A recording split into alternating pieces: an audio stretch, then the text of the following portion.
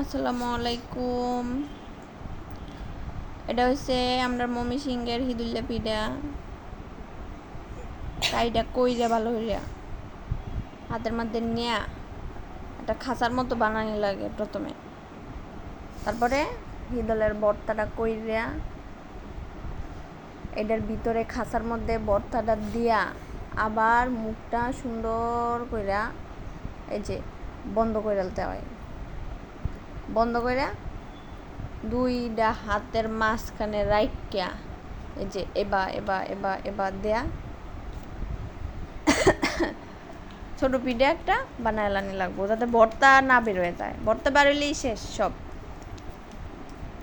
তারপরে তাওয়ার মধ্যে ভাজা এরকম এই যে যাতে মসমস করে একদম, মানে মুখে কামড় দিলে যাতে মসমসও করব, আবার ঝালে একদম মুখ ভইরা যাবো। এই পিঠার স্বাদ যে না খাইছে রে, আহারে কি